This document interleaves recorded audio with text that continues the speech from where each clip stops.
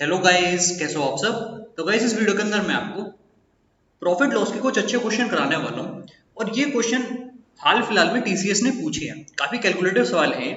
और देखो, आपको पता है कि क्वांट का वेटेज तो कम हो गया है, पर फिर भी मेंस के अंदर जो क्वेश्चन का लेवल रहेगा वो अच्छा रहेगा। अब ऐसा मुझे लग रहा है, क्योंकि जब केवल 30 क्वेश्चन पूछे जा रहे हैं तो उनका लेवल अच्छा रहने वाला है। ठीक है, तो रीजनिंग के साथ आपका मैथ्स का सेक्शन कंबाइन कर दिया गया है। तो उसी हिसाब से हम लोग पढ़ेंगे, और अब चीजों को थोड़ा इन डेप्थ में पढ़ना ज्यादा जरूरी है। तो आप लोग इस वीडियो को आखिर तक देखना, काफी कुछ आपको इसमें सीखने को मिलेगा। देखो, सबसे पहले मैं आपको एक चीज ये क्लियर कर दूं कि प्रॉफिट लॉस में कई बार ऐसा होता है कि हम लोग कैलकुलेशन में फंस जाते हैं। तो कभी भी आपको ऐसा लग रहा हो ना कि आप प्रॉफिट लॉस में कैलकुलेशन में फंस गए हो, तो इसके दो पॉसिबिलिटी हो सकते हैं। या तो सवाल सच में कैलकुलेटिव हो, ठीक है, या फिर हो सकता है कि वो कैलकुलेटिव ना हो, आपने उसको गलत तरीके से करा। तो करना आपको अब ये है कि आपको जितने भी क्वेश्चन प्रॉफिट लॉस के आते हैं वो कैसे करने हैं टाइप वाइज, ये आपको पता होना चाहिए। क्योंकि अगर आपने उसको गलत मेथड से कर दिया तो आप उसमें फंस जाओगे। जैसे कोई कोई क्वेश्चन में तो आप कॉस्ट प्राइस को 100 मान सकते हो, पर कोई कोई सवाल ऐसे भी होते हैं जिसमें अगर आपने कॉस्ट प्राइस को 100 माना तो आप उस क्वेश्चन में फंस के रह जाओगे। तो अगर आपको सही मेथड पता है तब आप इस प्रॉफिट लॉस के सवाल को बहुत जल्दी कर सकते हो। ठीक है, तो यहाँ पर जितने भी सवाल रिसेंट टीसीएस ने पूछे हैं उनमें से बेस्ट क्वेश्चन जो है वो मैं आपके सामने लाया हूँ। कुछ सवाल है, काफी कुछ आपको इनसे सीखने को मिलेगा। ठीक है, देखो, कोई कोई सवाल में तो कैलकुलेशन बचा सकते हैं, पर हर क्वेश्चन में ऐसा पॉसिबल नहीं है। जैसे मैं आपको अगर पहला सवाल दिखाऊं तो इसको आप कैसे करोगे। मानो कि आप एग्जाम में बैठे हो, सीजीएल मेंस 2022 के अंदर 30 सवाल मैथ के आने थे, उसमें से एक सवाल ये है। आप इसको कैसे करोगे, आप मुझे बताओ। क्या गिवन है सवाल में, पहले हम इसको समझते हैं। A trader earns a profit of 30% by selling an article at 35% discount on the mark price। अब जैसे आपने पहली लाइन पढ़ी तो आपको ये पता होना चाहिए कि मैं यहाँ पर मेरे पास क्या क्या है, प्रॉफिट परसेंट है, मेरे पास डिस्काउंट परसेंट है, तो मैं यहाँ से मार्कअप निकाल सकता हूँ। ये बात आपके दिमाग में तुरंत आनी चाहिए। अब रेशियो अगर मैं लिखूँ, मार्कअप अगर मेरा एक्स से वाई था तो डिस्काउंट कितना गिवन था, 35%, यानी कि 20 की चीज जा रही है 13 यूनिट की। इस पर नेट प्रॉफिट क्या हो रहा है, 30%, यानी कि 10 से 13, 13 से मैंने 13 काट दिया। तो मार्कअप अब जितनी जल्दी आप पता कर सकते हो कि 1 से 2 हो रहा है, उतनी जल्दी आप इस सवाल को कर सकते हो। अब आप इस सवाल को आगे पढ़ो। आगे क्या गिवन है, आगे आपको गिवन है if the cost price of article is increase by 20% and the trader still wants to earn the same profit percentage as earlier, how much discount percent should the trader offer. अब देखो, यहाँ पर हो क्या रहा है, यहाँ पर हो ये रहा है कि कॉस्ट प्राइस को बढ़ा रहे हैं 20% से। ठीक है, तो कॉस्ट प्राइस और मार्क प्राइस का रेशियो क्या चेंज होगा, आप ऐसे समझो। अब देखो, कॉस्ट प्राइस अगर 1 इंटू 6/5 हो गया, ये 20% बढ़ गया। ठीक है, और मार्क प्राइस आपका 2 था, तो मार्कअप का रेशियो चेंज हो गया ना। अब मार्कअप का रेशियो क्या हो गया, 6 से 10, या फिर मैं कह सकता हूँ 3 से 5, ये आपका मार्कअप अब हो गया। ठीक है, डिस्काउंट कितना देना ये मुझे पता करना है। ठीक है, प्रॉफिट परसेंटेज वो सेम चाहता है। क्या प्रॉफिट परसेंटेज था पहले, वो प्रॉफिट परसेंटेज आपका था 10 से 13। ठीक है, 30% का प्रॉफिट था। अभी भी वो सेम प्रॉफिट परसेंटेज चाहता है, यानी कि 10 की चीज उसे 13 की बेचनी है। तो यहां से आप देखो कि जो 50 का आइटम था, क्रॉस मल्टीप्लाई आपने करा, जो 50 की चीज थी वो कितने की बेची जा रही है, 39 की। सॉरी, जो 50 का मार्कअप था उसका सेलिंग प्राइस आपका 39 है। ठीक है, यानी कि यहाँ पर कितने का गैप आपको दिख रहा है, 11 का। ठीक है, क्योंकि अगर 50 आप उसको 2 से मल्टीप्लाई कर दो तो परसेंटेज में आपके पास 22% आ गया। अब अगर आपको ये मेथड पता है कैसे ऐसे डील करना है, तब तो आप इस सवाल को कर पाओगे। वरना आप अगर उसी साइकिल में फंस के रह गए कि आप क्वेश्चन को बेसिक से कर दोगे या फिर किसी और मेथड से कर दोगे, तो ये क्वेश्चन आपके लिए बहुत बड़ी प्रॉब्लम बन सकता है एग्जाम के अंदर। ठीक है, तो क्वांट का वेटेज कम हुआ है, पर फिर भी सवालों को कैसे करना है ये ज्यादा जरूरी है। 2 घंटे में 100 सवाल करना ज्यादा आसान है एज कम्पेयर टू 1 घंटे में 30 क्वेश्चन मैथ और 30 क्वेश्चन रीजनिंग। ये बात आपको एग्जाम के अंदर पता चलेगी। ठीक है, तो आप ये मत सोचो कि मैथ का वेटेज कम होने से आपका लॉस हुआ है। अगर आप मैथ्स में अच्छे हो तो आपको जरूर फायदा मिलेगा। ठीक है, अब आगे बढ़ते हैं अगले सवाल की तरफ। अगला सवाल ये, इसको आप लोग देखो। ये सवाल अगर आपके पेपर में आएगा तो आप कैसे करोगे। A dealer gains 20% when he sells an article by giving 10% discount on its list price. If the cost price of article is decreased by 28% and the dealer still wants to earn 25%, then how much discount should the dealer offer on the same list price? अब अगर आप ध्यान से देखो तो जो सवाल हमने अभी जस्ट कराया ये सेम वैसा ही है। तो ये आपके प्रैक्टिस के लिए, इसका आंसर आप मुझे बताओगे कमेंट बॉक्स में। ठीक है, तो आप खुद ही देखो कि सवाल रिपीट होते हैं। अब ये सवाल अगर आ जाता और आपने पहले वो सवाल कर रखा है जो मैंने कराया है, तो आप कितनी आसानी से पेपर में कर सकते हो। ठीक है, इसका आंसर आप मुझे बताओगे कमेंट बॉक्स में। आगे बढ़ते हैं। अब ये सवाल को देखो, बहुत ही अच्छा क्वेश्चन है। ट्राई करो आप लोग इस सवाल को, मैं आपको करवाता हूँ क्या गिवन है। cost price of a table is 750 more than the cost price of a chair.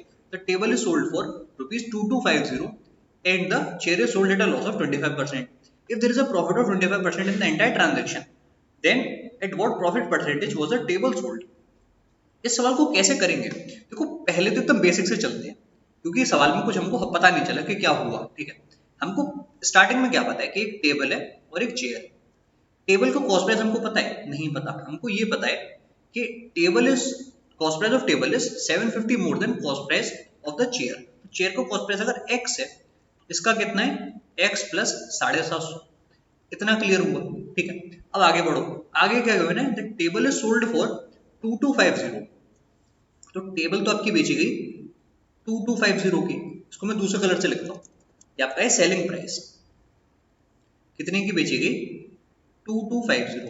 और चेयर के बारे में क्या गिवन है? चेयर बेची गई है 25% के लॉस पर। तो अब आप 25% का लॉस देखो, यानी कि 1/4 लॉस हो गया। तो जो सेलिंग प्राइस था वो 3/4x रहा होगा चेयर के मामले में।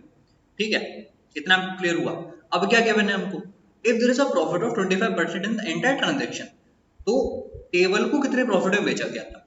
अब देखो क्वेश्चन बनाने वाला आपसे क्या करवाना चाहता है? वो आपसे ये करवाना चाहता है कि वो आपसे x की वैल्यू निकलवाना चाहता है। अब आप क्या ऐसे देख के बता सकते हो कि x की क्या वैल्यू है? एंटायर ट्रांजैक्शन में 25% का प्रॉफिट है, यानी कि जो टोटल कॉस्ट प्राइस और जो टोटल सेलिंग प्राइस है उसका रेशियो मुझे पता है कि 5 से 4 होगा। ठीक है, पर वो मैं लिखूंगा कैसे? जैसे यहाँ पर आपने देखा कि टोटल जो मेरे पास सेलिंग प्राइस आ रहा है वो कितना है? इसका समेशन है। अब इसका समेशन क्या आप जल्दी से लिख सकते हो?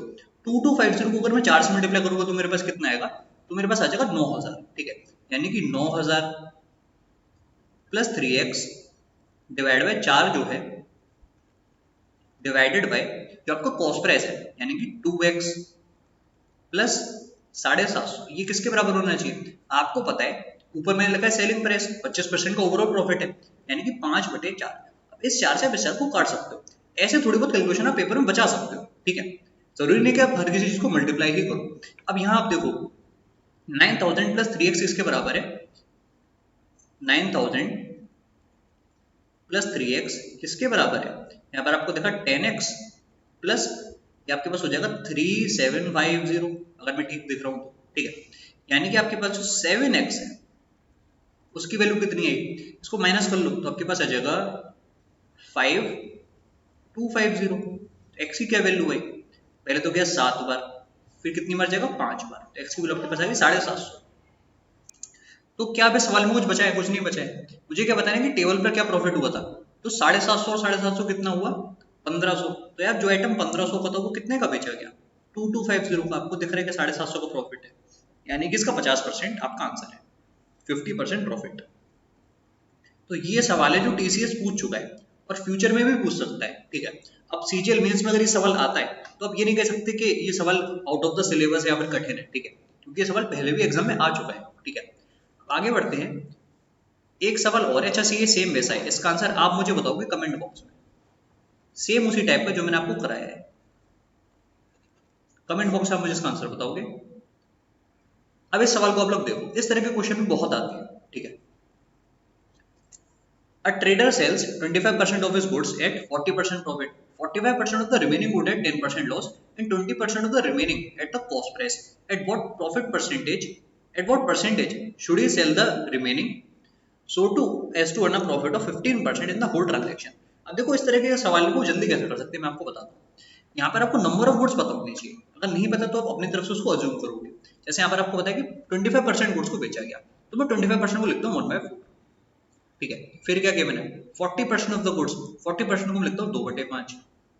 फिर क्या गिवन है? 20% ऑफ द रिमेनिंग, यानी कि मैं इसको लिखता हूँ 1/5। इतना आपको समझ में आया? ठीक है, अब देखो अगर मैं टोटल नंबर ऑफ गुड्स को 4 × 5 × 5, टोटल गुड्स को अगर मैं 4 × 5 × 5 यानी कि 100 मान लूं, तो अब मैं सवाल को कर सकता हूँ। अब 100 का 1/4 कितना होगा? आपने बोला सिंपली 25 हुआ। अब कितने गुड्स रह गए? आपने बोला 75। ठीक है, 75 गुड्स में से कितने? 40%, यानी कि 75 का 2/5 कितना हो जाएगा? 30। फिर आपने लिखा है पर 30। कितने गुड्स हो चुके? 55। ठीक है, अब कितने बचे? 45। 45 का आपको पता है 20% कितना होगा? 1/5 यानी कि 9। ठीक है, अब कितने गुड्स रह गए आप मुझे बताओ। कि आपके पास है 55 और 9 यानी कि 64, ठीक है, तो बच गया 36। अब देखो गाइस, यहाँ पर दो तरीके हैं, आपको सबके प्रॉफिट परसेंट पता है, आपको सबके लॉस परसेंट पता है, आप यहाँ पर समेशन कर सकते हो। जैसे आपको पता है कि जो ये 25 गुड़ है ये 40% के फायदे पर है, तो 25 इंटू 40 करो। इसी तरीके से आप आगे करके ऐड करते जाओ, फिर आप उसको टोटल में, जैसे 15% का प्रॉफिट है तो 15 इंटू 100 कर सकते हो। वो तरीका भी ठीक है, पर मैं आपको एक और तरीका बताने वाला हूँ, वो है डेविएशन का। यहाँ पर आप डेविएशन कैसे लगाओगे, आप ऐसे समझो कि 15% मेरे पास हो रहा था ओवरऑल प्रॉफिट, तो इसको मैं बेस मानता हूँ। इसको मैंने क्या करा, इसको मैंने बेस माना। इसको बेस मानते हुए कि आप मुझे ये बता सकते हो कि जो ये 25 गुड्स थे इन पर क्या प्रॉफिट था इसके कंपैरिजन में। तो आपने बोला यार कि यहाँ पर 40% प्रॉफिट हो रहा था, तो इससे कितना ज्यादा है, आपने बोला कि इससे 25 ज्यादा है, ठीक है। तो मैं यहाँ पर इसको डेविएशन ले सकता हूँ इंटू 25, ये मेरे पास डेविएशन है, ठीक है। ये सॉल्व करना रिलेटिवली ज्यादा इजी है, ये आपके पास डेविएशन आया। यहाँ देखो जो नेक्स्ट 30 गुड्स मेरे पास है उस पर 10% का लॉस हो रहा है। अब यहाँ 15% का फायदा था, वहां 10% का लॉस हो गया, तो गैप आ गया 25 का, यानी कि यहाँ पर मैं -25 लिखूंगा, ठीक है। इतना आपको समझ में आया। आगे बढ़ते हैं। जो अगले 20% थे वो किस पर बेचे गए, कॉस्ट प्राइस पर, यानी कि इसमें 0% का प्रॉफिट है। अब 15% और 0% में कितने का गैप है, 15 का, तो हम यहाँ पर -15 लोगे क्योंकि ये रिक्वायर्ड प्रॉफिट से कम है, ठीक है। इन 36 पर क्या डेविएशन है तो मुझे नहीं पता, पर मुझे इतना पता है कि जो नेट डेविएशन है वो मेरा 0 होना चाहिए। तो यहाँ पर जो डेविएशन आ रहा है, मैं आपसे ये पूछना चाह रहा हूँ कि यहाँ पर जो डेविएशन आ रहा है वो कितना है, इतने पर आपको ध्यान देना है। इसका अगर आपने नेट डिविजन निकाल लिया तो आप एक्स की वैल्यू तुरंत बता दोगे। ये डिविजन आप मुझे बताओ कि कितना है। मैं आपको देखा कि 625, अच्छा ऐसे समझो, 25 आपने कॉमन लिया, 30 माइनस 25 कितना हो जाएगा, है ना। 25 आपने अगर कॉमन ले लिया तो कितना हो जाएगा, 25 इंटू 5, यानी कि आपके पास आया -125। यहाँ कितना आएगा, -135, यहाँ पर है -125, यहाँ पर है -135, यानी कि आपके पास टोटल में हो गया माइनस का 160। तो ये जो हिस्सा है ना 36 वाला, ये 160 ज्यादा होना चाहिए। तो यहाँ जो डिविएशन आएगा ना यार, यहाँ जो डिविएशन आएगा वो आपका होना चाहिए प्लस का 160, और आप उसको डिवाइड करोगे 36 से। क्यों डिवाइड करोगे, क्योंकि टोटल में 36 आइटम है, तो आपके पास पर आइटम पे जो होना चाहिए एक्स्ट्रा 15 से, वो आपको पता चल गया, ठीक है। 160 डिवाइड बाय 35, ठीक है, डिवाइड बाय 36 है। अच्छा 160 नहीं, सॉरी, वहां पर 260 है ना, 125 और 135 कितना होगा, 260। उसको मैं इरेज करता हूं, यहाँ आपके पास है 260।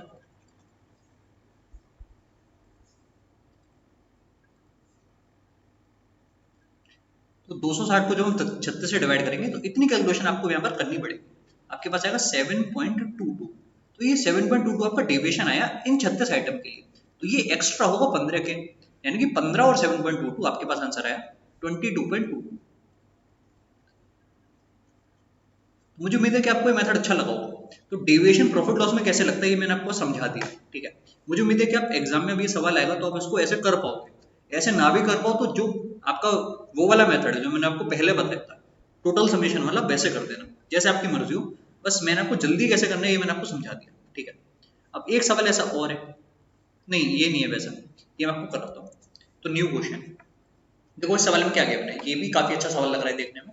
The mark price of an article is ₹800, it is sold for ₹538.56, offering 3 successive discount of 10%, X% and 12%. If a single discount of 2X% is given on the mark price, then the selling price of the article will be what? तो देखो question बनाने वाला आपसे पहले X की value निकलवाना चाहते हैं ताकि तब आप इस क्वेश्चन को आगे कर पाओ, ठीक है। तो देखो ऑप्शन होते तो आप ऑप्शन से कर सकते थे, पर यहाँ अच्छा रहेगा कि हम समझें ऐसे सवाल जब फ्यूचर में आएंगे तो हम कैसे करेंगे। देखो सबसे पहले तो आप इन 800 पर ये जो 10% आपको दिख रहा है आप इसको दे दो, ठीक है। यानी कि अब आपके पास जो आइटम का बचा प्राइस वो कितना बच गया, 720। इतना आपको क्लियर हुआ, 720 का आइटम हमारे पास अब है, ठीक है। अब 720 का आइटम है, ये आपको पता करना है कि आप कैसे पता कर सकते हो कि एक्स की क्या वैल्यू है, ठीक है। अब दो डिस्काउंट अभी और देने हैं, एक 12% का और एक X% का, ठीक है। तो अब हम देंगे 12% वाला डिस्काउंट, ठीक है। तो 12% वाला डिस्काउंट हम कैसे दे सकते हैं, जैसे 12% का डिस्काउंट देने के बाद ये आइटम कितने का हो गया, अब मुझे बताओ। तो आपने बोला कि यार ये इंटू 0.88 हो जाएगा, या फिर आप इंटू वैसे भी कर सकते थे, 22 डिवाइड बाई 25 को एक ही बात होती है, ठीक है। तो मैं आपको बोलूँगा कि आप पॉइंट इंटू 88 कर रहे हो, ठीक है। तो एक जीरो आप हटा सकते हो, तो 88 को आप 72 से मल्टीप्लाई करोगे तो आपको आंसर मिल जाएगा, ठीक है। यानी कि ये जो वैल्यू आपके पास आ रही है ये सबसे क्रूशियल वैल्यू है, ठीक है। ये अगर आपको पता चल गया तो सवाल में ज्यादा कुछ है नहीं, इतनी कैलकुलेशन है। तो आपके पास ये जो वैल्यू है ये कितनी आई, 633.6, इतनी कैलकुलेशन करनी पड़ेगी, ठीक है। अब जो आइटम है उसका प्राइस मेरे पास हो गया 633.6। अब यहाँ से एक x% का डिस्काउंट जा रहा है, एक x% का डिस्काउंट है, x क्या है ये मुझे नहीं पता, ठीक है। और फिर जो प्राइस हो रहा है वो कितना है, 538.56। अब यहाँ क्या क्वेश्चन में फंसे, यहाँ पर क्या करोगे। अब देखो यहाँ पर आपको ये चीज पता होनी चाहिए कि जो भी डिस्काउंट परसेंट यहाँ पर दिया गया होगा वो 5 का मल्टीपल होगा, इसके चांस बहुत ज्यादा है, ठीक है। अगर नहीं भी होगा तो भी आप एक रफ आइडिया तो लगा ही सकते हो कि वो डिस्काउंट परसेंटेज कितना है, ठीक है। जैसे आप यहाँ पर यूनिट डिजिट की भी हेल्प ले सकते हो, पर उसको करने से अच्छा ये कि आप रफली सोचो, रफली आप ये सोचो कि अगर 10% का डिस्काउंट होता तो कितने पैसे कम होते। तो आपने बोला है कि लगभग 60 रुपए कम होते 10% के डिस्काउंट पर। यहाँ आपको कितने का गैप दिख रहा है, यहाँ आपको गैप दिख रहा है अप्रोक्सीमेटली मैं कह सकता हूँ 100, उससे भी कम, 95 का, ठीक है। यानी कि मैं कह सकता हूँ कि 60 रुपए तो थे, है ना, 60 में 60 का आधा अगर मैं और जोड़ू यानी कि 30 और, तो मैं क्लोज पहुंचा उस वैल्यू के। यानी कि 10% तो था ही डिस्काउंट, उसके अलावा भी थोड़ा सा था डिस्काउंट, आपका 10% से 20% के बीच में है, इतना आपको ये वैल्यू देख के समझ में आ रहा है, ठीक है। अब वो एग्जैक्ट कितने है ये आपको कैसे पता चलेगा, तो अब ये देखो कि अप्रोक्स वैल्यू कितनी है। गैप जैसे आपको देखा यहाँ पर गैप 90 या फिर 95 का है। अगर मैं यहाँ पर डिस्काउंट देखता तो कितना दिखता था, अगर मैं 10% लेता 63, तो उसमें अगर मैं आधा और जोड़ दूं तो मैं पहुंच गया यहाँ तक। यानी कि जो डिस्काउंट आपका ये है ये आपका 15% है। ये चीज कैसे पता करी ये आपको समझ में आया, ठीक है, कि कैसे हम निकाल सकते हैं डिस्काउंट परसेंटेज अगर हमने स्टेप्स को सिंप्लीफाई कर दिया तो, ठीक है। जरूरी नहीं कि आप इनका रेशियो देखो, अगर आप रेशियो देखने बैठ गए तो वैल्यू को कैसे काटोगे बड़ी समस्या होगी। इनमें क्या कॉमन है पता करने में बहुत समय लगेगा और बहुत दिक्कत आपको हो जाएगी। और ये अगर चीज आपको समझ में आई कि अप्रोक्सीमेट डिस्काउंट कितना है तो आप इस क्वेश्चन को जल्दी कर सकते हो, ठीक है। 15% एक्स की वैल्यू आपको पता चला। अब क्या गिवन है सवाल में कि सिंगल डिस्काउंट अगर हम दे दें यार 2x% यानी कि 30% का, तो क्या सेलिंग प्राइस होगा, तो कुछ क्वेश्चन में बचा ही नहीं। यानी कि जो 800 का आइटम था इस पर अगर मैं 30% डिस्काउंट देता तो ये कितने का बेचा जाता है, इंटू 7/10, आपका आंसर आ गया 560, ठीक है। तो मुझे उम्मीद है कि ये मेथड आपको काफी अच्छा लगा होगा कि कैसे हमने स्टेप्स को रिड्यूस कर कर हम एक सिंगल स्टेप पर आ गए कि एक डिस्काउंट हम x% का दे रहे हैं, उससे हमने x की वैल्यू पता करी, ठीक है। अच्छा लगा आप लोग को ये सवाल, तो यही था गाइस आज के इस वीडियो में। मुझे उम्मीद है कि आपको वीडियो अच्छी लगी होगी। देखो एक चीज मैं आपको क्लियर कर दूं कि जब 1 आवर में क्वांट के 30 सवाल करने हैं और रीजनिंग के 30 सवाल करने हैं, तो ऐसा नहीं होने वाला कि आप लोग को क्वांट के इतने सिंपल क्वेश्चन देते हैं कि आपके पास रीजनिंग के लिए समय बच जाए, ठीक है। तो 1 घंटे रखने का मकसद ही ये था और क्वांट रीजनिंग को साथ रखने का पर्पज ही ये था कि एक टाइम का कंस्टेंट बने। टाइम की वो आपको शॉर्टेज कराना चाहते हैं सेक्शन 1 के अंदर, ठीक है। और इसीलिए इन दोनों को साथ में रखा गया है। तो टाइम शॉर्टेज होगी तो मतलब इसीलिए होगी क्योंकि सवालों का लेवल बढ़ाया जाएगा, ठीक है। मैं ये नहीं मना कर रहा कि रीजनिंग में आसान क्वेश्चन आएंगे, रीजनिंग में भी कठिन क्वेश्चन आएंगे, ठीक है। रीजनिंग में भी आपके कठिन क्वेश्चन आएंगे और क्वांट में भी आपके कुछ सवाल तो कठिन होंगे। जैसे यहाँ पर 30 सवाल आपके आ रहे हैं, ठीक है। तो इन 30 में से आप ये मान सकते हो कि 10 से 12 सवाल अच्छे लेवल के होंगे, इनका लेवल काफी अच्छा होगा। जैसे सवाल मैंने आपको इस वीडियो में दिखाए उस तरह के सवाल हो सकते हैं, गुड लेवल। रीजनिंग में भी आपको 10 से 12 सवाल काफी अच्छे लेवल के मिलेंगे, तभी ये पेपर चैलेंजिंग बनेगा, ठीक है। तो बस इतना ही मुझे इस वीडियो में बताना था। Bye bye and take care.